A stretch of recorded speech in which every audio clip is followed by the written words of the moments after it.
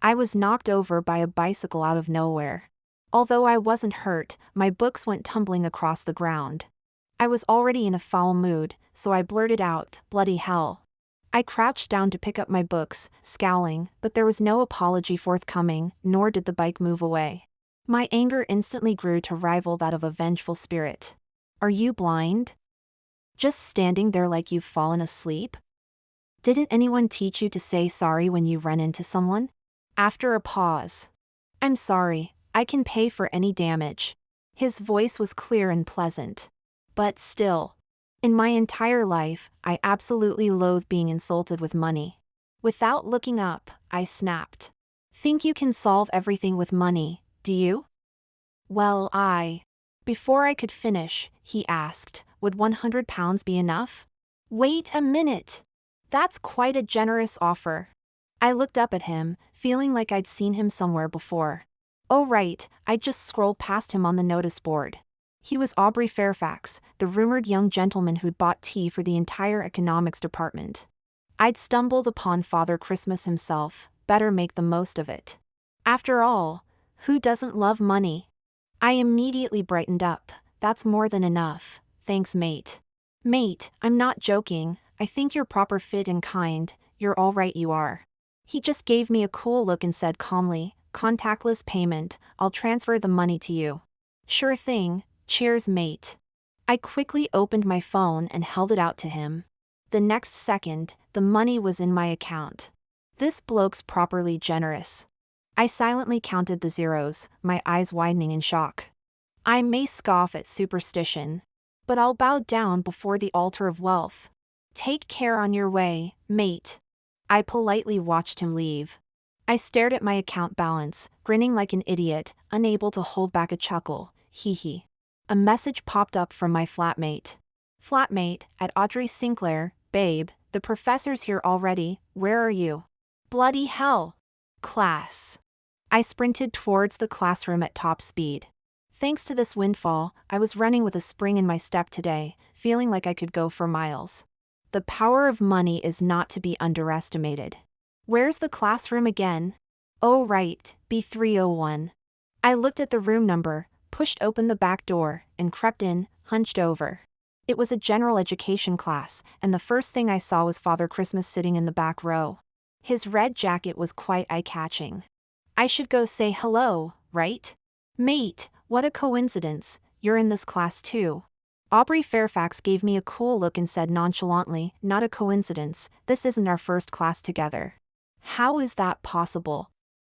I saw the textbook on his desk and froze in surprise. "I swear this isn't my class."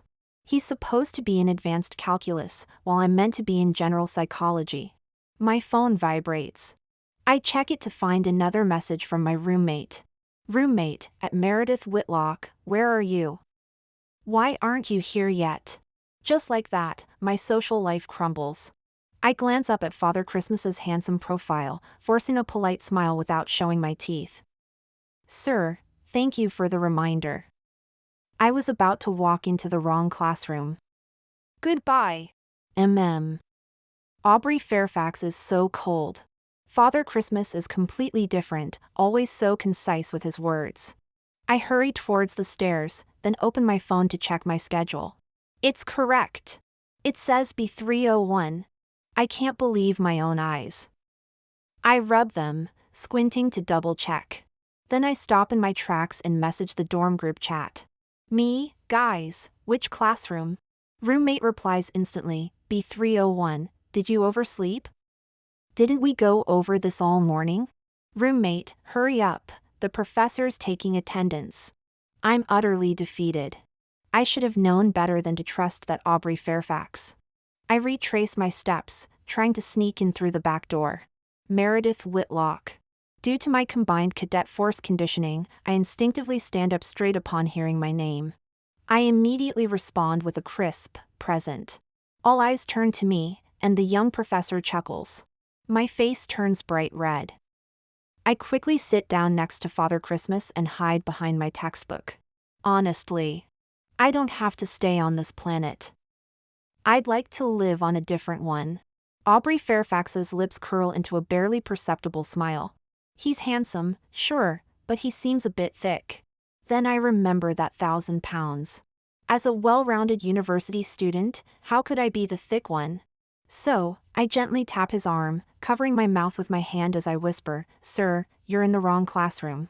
Then, I receive a nonchalant response. "I know." At that moment, if anyone can understand, it felt like being struck by lightning.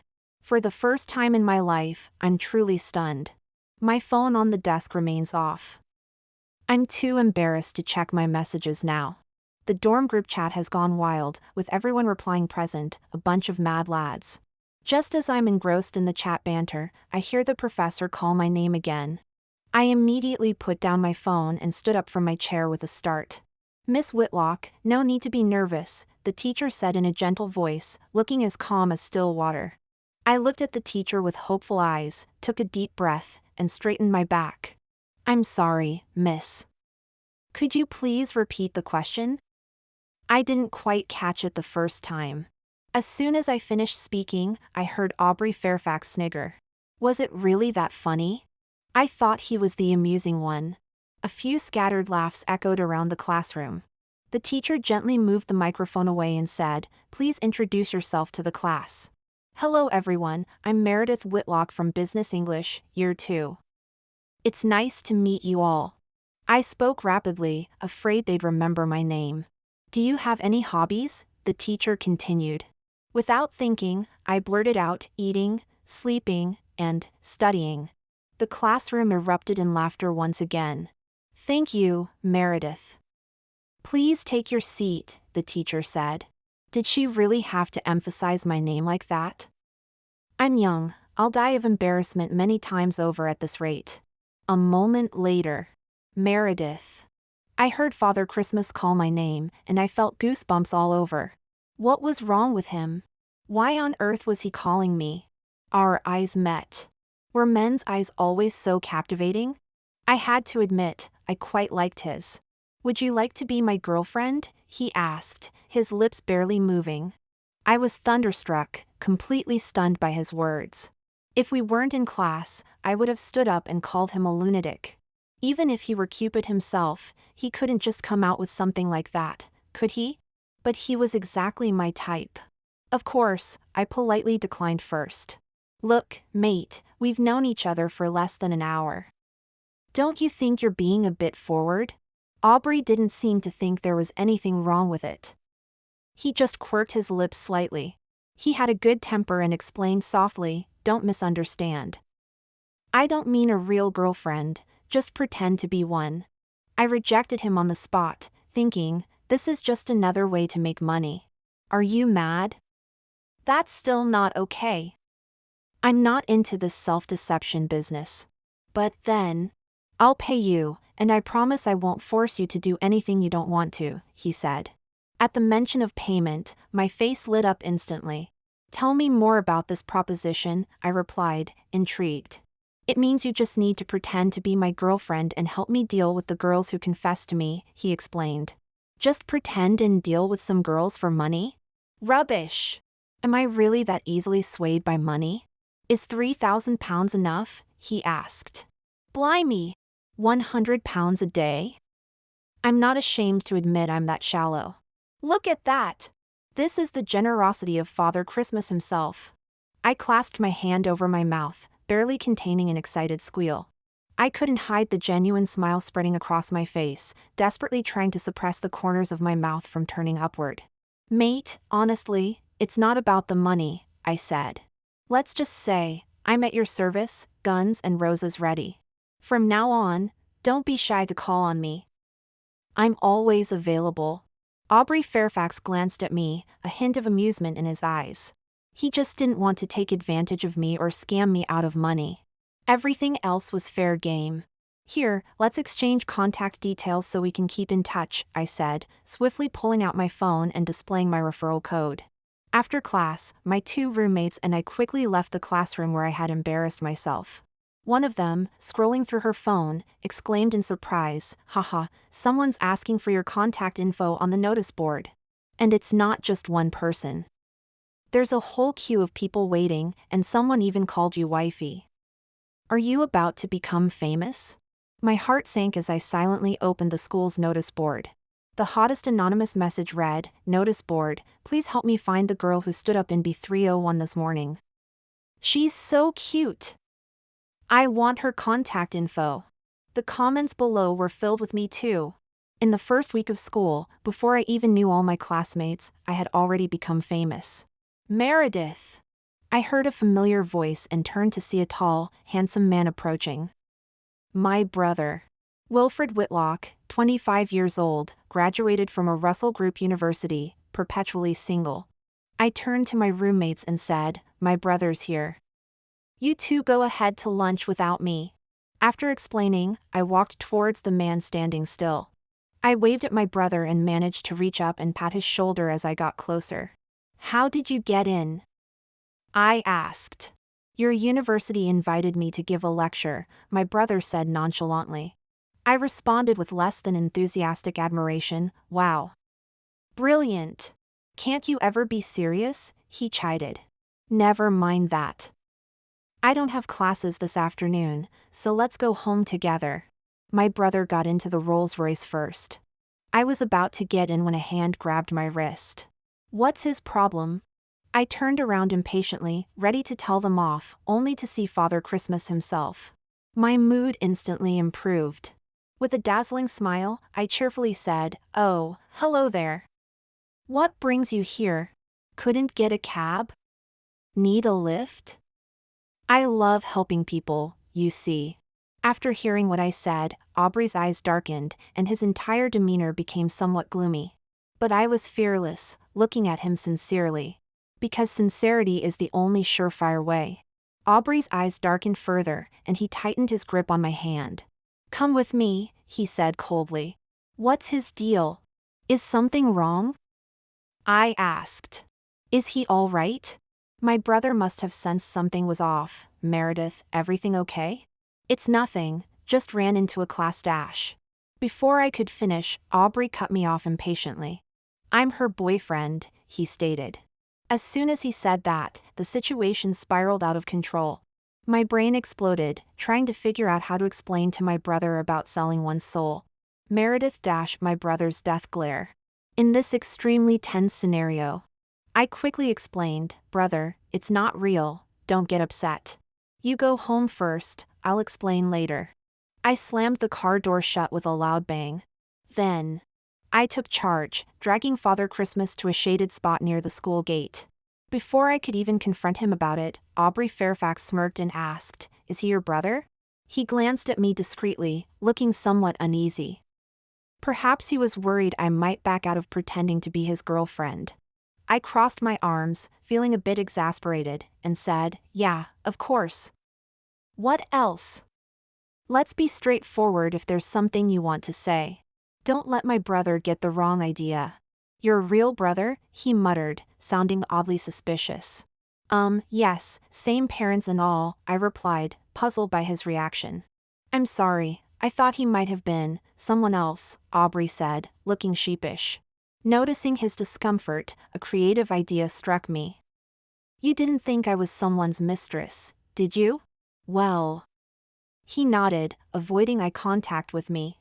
After clearing up this misunderstanding, we maintained our friendly collaborative relationship, each going our separate ways. I don't know which scoundrel leaked my contact information, but I kept receiving friend requests. I politely declined them all, of course. Aubrey and I rarely saw each other, maybe once or twice a month. He was a year ahead of me, studying financial management. Usually, it was only during our shared psychology lecture on Wednesdays that we'd sit together at the back, pretending to be a couple. He took this fake relationship quite seriously. He'd thoughtfully bring me breakfast, and we'd occasionally chat a bit. Initially, some lads seemed interested in getting to know me. Later, when rumors spread that my boyfriend was a young gentleman from the business school, they gave up on the idea of pursuing me further. Looking at it this way, I not only got paid but also benefited from the arrangement. Until one day, I received an anonymous text message. "Meredith, 5 p.m. today, South Field. Be there or be square." The message contained too many details, overloading my brain capacity. It was already 4:30 p.m. This person was being rather presumptuous. Before I knew it, I had already arrived at the designated meeting spot. Meredith. There was a hint of confusion in the voice. A 5 feet 7 inches athletic beauty closed the door behind her and walked towards me. She was drenched in sweat, presumably having just finished exercising. Are you Meredith? She looked me up and down, her overall demeanor not particularly polite. Outwardly glamorous, I found it hard to feel hostility towards beauty. I smiled amiably and quickly responded, yes, hello. I'm Meredith. Did you send me the message? I'm Jillian Thistlewick from Financial Management, Year 2. I'm also Aubrey's childhood friend. She deliberately emphasized the last part. To be frank, he came to this school because of me. And then? Aubrey Fairfax and I were just keeping up appearances. Surely she must know that. What kind of childhood friend is this? I felt a bit awkward. Hello, senior. Did you need something from me? Jillian Thistlewick certainly had the height advantage. As she looked at me, there was a trace of disdain in her eyes. I heard from Aubrey that you two are together. I was curious to see what kind of girlfriend he could find. Now that I see, it's not much to speak of. There was an inexplicable air about her. No wonder he hasn't introduced you to his friends. Jillian's thoughts were filled with a casual sort of malice. If I were really Aubrey Fairfax's girlfriend, I might have been furious enough to lose my mind. Unfortunately for her, I was just pretending. Well, senior, now that you've seen me, I'll be off to get some food. Meredith, stop right there. She called out my name. What? She expects me to stop just because she tells me to? Who does she think she is? I turned around, smiling with raised eyebrows. See you later, senior. From the corner of my eye, I saw her stamp her foot in frustration. Humming a little tune, I headed to the dining hall for dinner. This little drama hardly affected my mood at all. I had just returned to my seat in the dormitory when I received a message from Aubrey Fairfax. Did they plan this together? Father Christmas, my friends want to meet you tonight. Is that all right? At least this chap has some manners, knowing to ask first. Breathlessly, I typed out all my questions. How many friends? What kind of friends? Men or women? Why do they want to meet me? Father Christmas, 5, some close friends and some acquaintances. 3 lads and 2 girls. They don't believe you're my girlfriend. My fingers nearly broke the screen. I'm not your girlfriend in the first place. Why don't you just tell them that? Father Christmas, I can't. They're terrible gossips. Silence is golden tonight. Me, well, there's nothing to be done. I don't have time tonight. Can we look at another day, yeah? I had plans to go to afters with my heartbroken best mate tonight, so I really didn't have time.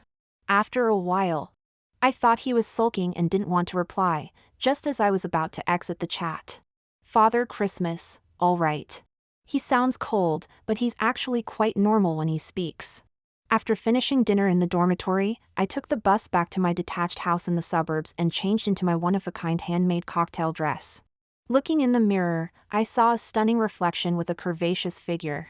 I went down to the underground garage of the house and got into my favorite understated Maybach. Oh, right, I forgot to introduce myself. My parents are in the mining business, and now the old couple just travels the world, looking for the best scenery. My brother is the new chairman of a listed group in Westminster, with interests in various fields. Clearly, he's a big deal. But that's not the most important thing. Most importantly, tonight I would undoubtedly be one of the most stunning ladies at the pub. Winifred Ingoldsby, with her eagle-eyed vision, spotted me instantly. She waved, adding a cheeky comment, Miss Whitlock, you're quite the slowpoke, aren't you? She was perched at the bar, lifting her wine glass for another sip. Meredith, do you think I'm not gentle enough? She asked. How dare he say I'm not gentle, and that I'm harsh, balding, and that money isn't everything? Winifred seemed genuinely hurt this time. This boyfriend had pursued her passionately for a month, and they'd been dating for 3 months at most. How did it cool off so quickly after such a heated start? I put my arm around her shoulders, consoling her. Don't believe his rubbish. Money is everything. You're Westminster's golden girl. Who does he think he is? Winifred wiped her tears haphazardly. Enough about that miserable business. How are things with that Aubrey chap, your Father Christmas? Indeed, gossip is human nature. So that's what you wanted to ask about? Just curious. You pretending to be his girlfriend is quite the scandal. Winifred showed no signs of heartbreak, her eyes ablaze with gossip. You're not short of cash, so what's your angle? I'm only interested in that face of his, I said offhandedly, knowing she wasn't thinking straight. Really? She didn't believe me. Really, really. As true as my parents' mining fortune. No sooner had I spoken than a chilling voice came from behind. Is that so? Who could have guessed? In this noisy environment, I felt as if the voice had whispered right in my ear. Seeing him here was rather unfortunate. I turned my head slightly and saw a familiar face. Well, what a coincidence, F.A., brother. Fancy seeing you here? The pub's kaleidoscopic lights made it difficult to discern his expression or gauge his mood. Aubrey Fairfax, however, was direct, not a coincidence. I came over when I saw you. Looking at his features, I felt my heart rate involuntarily quicken. I was at a loss for words. Winifred, somewhat tipsy, draped herself over my shoulder and slurred, "Oh my, you're that Father Christmas fellow." I awkwardly covered her mouth, masking my embarrassment with a smile. Father Christmas? Aubrey's voice was low and slightly eerie. No, not you. She's mistaken, I said. He straightened his posture slightly. I didn't say it was me. Well, isn't that a bit of a self-incrimination? Aubrey, weren't you heading to the loo? What are you doing here? Gillian Thistlewick still sported her youthful, vibrant look today, with expertly applied natural makeup that made her look as fresh-faced as a sixth former. She approached and noticed me too, reaching out to link arms with Aubrey, but he subtly avoided her touch. I felt a secret satisfaction. Apparently, these childhood friends weren't as close as they seemed. Meredith, what a coincidence. What brings you here? Aubrey just mentioned you were busy. Gillian feigned cheerfulness. Fresher, your makeup is lovely. Unlike me, always hanging out with the lads, I can't even apply makeup properly. But you girls should definitely doll up more often. I was initially inclined to let it slide. However, Winifred, known for her sharp tongue even when sober, was even more unfiltered when drunk. Her first retort came out like a cannon. You tomboy, with a face as thick as yours, you need makeup too. You're making me lose my appetite. Don't try to mess with our beautiful and kind-hearted Meredith. You're not worthy. I thought she was just putting on a show. Little did I know. The next second, she vomited, aiming directly at me and covering me in sick. Bloody hell. I'd only worn this bespoke dress once. Winifred Ingold's by, couldn't you wait until people had gone before being sick? Listen, thank you, because of you, the Four Seasons are no longer beautiful. Aubrey Fairfax produced a tissue from somewhere and quickly handed it to me, looking even more flustered than I felt. I wiped the mess off myself without a care, using the tissue haphazardly. Gillian Thistlewick suddenly recoiled, covering her mouth and exclaiming, "Oh, gross. Aubrey, the lads are waiting for us in the private room. Shall we head back?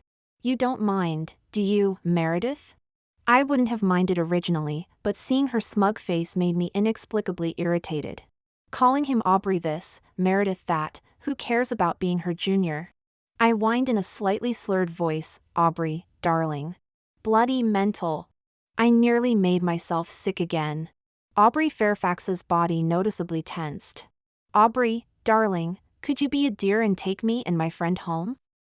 I persisted. I'd already thrown my dignity out the window for tonight. I deliberately spoke in a coquettish voice, considerately adding, "If you're busy, I can manage on my own." I gave him a weak, helpless look. Aubrey Fairfax's expression darkened as he replied slowly, "I'm free." He reached out to support the drunk girl, taking most of her weight onto himself. Jillian Thistlewick grew anxious, grabbing his arm. Aubrey, we rarely get together like this. How can you just leave? She seemed to realize she had lost her composure. Mate, you're choosing a bird over your mates. That's not on. I freed a hand and dramatically flipped my hair. I'm so sorry, Senior, I said in an incredibly sarcastic tone, barely resisting the urge to roll my eyes at her. Would you mind getting out of the way? Aubrey Fairfax spoke up, his face impassive as he said, follow me. Well done, that's why he's the man I've set my sights on. I mean, haven't set my sights on. Jillian Thistlewick seemed frustrated and decided to go for broke. Aubrey, I already know. You're just playing around, don't get too invested. Meredith isn't her. Don't fool yourself. Aubrey's face rarely turned cold, but now he said with displeasure, don't mind my business. I accidentally went too far, realizing that I was actually just a substitute. Coming to this conclusion, I was indeed a bit upset. On the surface, I showed respect, but secretly I was trying hard to control my feelings. Still, I couldn't help it and fell for him a little. After all, he was tall, handsome, and rich, not talkative. Who could resist such a quality man? Let's go, Aubrey said, supporting Winifred as they walked out of the pub. I followed, taking a moment to look back at the person standing still. Who was the she Jillian mentioned? Aubrey's first love? Huh, what's that got to do with me? I shook my head, trying to clear the messy thoughts from my mind. Bloody hell! I exclaimed. I had been drinking. I couldn't drive under the influence. What's wrong? Aubrey was startled. Did you drink just now? I asked. No, I don't like alcohol. I felt relieved and then asked, all right, did you drive here? No. Even better, you can drive my car then. After dropping off Winifred, he could then drive me back to my detached house. Just as we were about to enter my garage, Aubrey was stunned. Is this your house? His pupils dilated slightly, his eyes somewhat dazed. I sensed something unusual in his tone. Yes. Is there a problem? Aubrey tilted his head in confusion and asked curiously, aren't you supposed to be poor? This was an absolute joke from hell. My thoughts were equally bewildered, so I asked in return, no, who spread that rumor? You said it yourself. I spread rumors about myself? Impossible. That's ridiculous, when did I ever say that? We stared at each other in the car, completely baffled. Aubrey parked the car and took a moment to collect himself. Do you remember the combined cadet force training from a while back? He asked. I wasn't quite sure what this had to do with the CCF. What about it? I inquired. I was your platoon's student instructor for half a day, he explained. I had absolutely no recollection of this. Half a day was far too short to leave an impression. So, upon hearing this, I tried to contain my surprise and glanced him up and down. In reality, I was in disbelief. I had always thought our first meeting was when he bumped into me. Hold on, what does that have to do with not having money? I scratched my head, trying to get back to the main point. During that time, you were called up to introduce yourself, he continued. So what? I pressed. Aubrey's expression turned a bit sheepish as he gently pursed his lips and insisted, you said your parents were miners and your brother was just an ordinary worker. At the time, I was merely trying to deflect attention. I hadn't realized there was such a simple-minded chap here. Have you ever seen an ordinary worker driving a Rolls-Royce? I glanced at the array of luxury cars in the garage. Somehow, I had unwittingly played the role of someone without means. I thought that was your brother's boss's car. He trailed off. He then asked, so why did you agree to be my girlfriend? Didn't you say it was fake? I retorted. But you're not short of money, he looked at me with a somewhat stubborn gaze. Adorably naive. I confessed honestly, I'm not daft, of course I won't turn down money. No joke, I don't even get £3,000 a month for pocket money. Aubrey gazed at me, looking utterly crestfallen. Our eyes met. My heart couldn't help but flutter, and I nervously averted my gaze. Well, I should head back now. You can drive my car home and return it to me when you have time, I said, preparing to open the car door. Aubrey suddenly grabbed my wrist and hurriedly explained, "Don't listen to Jillian's nonsense. I'm not mistaking you for her. You are you. You're the one I like." Our first meeting was carefully planned. My first love was me all along. Blimey! My heart was no longer my own. I've been a single Pringle all my life and never learned how to flirt with men. With a dazed look, I asked, "Are you serious?" Aubrey's handsome face slowly turned pink at the question. "It's true," he said firmly. Not to mention my heart was racing abnormally fast. At that moment, I felt like I couldn't even control my own breathing. My mind went blank. My gaze focused on his eyes, which looked as soft and inviting as jelly. I wanted to devour them. If it's true, then how about a kiss? My mouth moved faster than my brain could keep up. Seeing him blushing and silent, I boldly leaned in and planted a kiss on his lips before he could react. To be honest, it didn't taste like much, just soft. "You kissed me?" Aubrey looked dazed, completely different from his usual cool demeanor. His expression was innocently adorable. Oh my goodness! This boy next door was unexpectedly versatile, sweet, and charming. I fell even harder. I rolled my round eyes and said bluntly, "You like me, so why can't I kiss you? Then, can we kiss again? Help! My poor heart. I definitely need to date a boyfriend with such endearing contrasts in this lifetime." Before I could reply, perhaps due to the alcohol, he leaned in. Our lips met.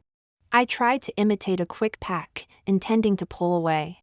He held the back of my head and deepened the kiss. A natural talent, impressive. "I'll give you all my money." As I caught my breath, I heard him say this. The innocent crusader in me crumbled. I couldn't help but ask, "Is your family very wealthy?" Aubrey shyly averted his gaze, the back of his ears turning red.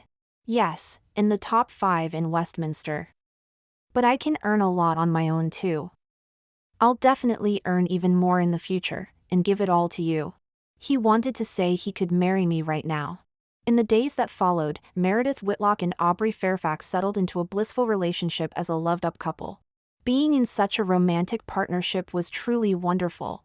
Gillian Thistlewick was terribly envious for a while and even tried to drive a wedge between them.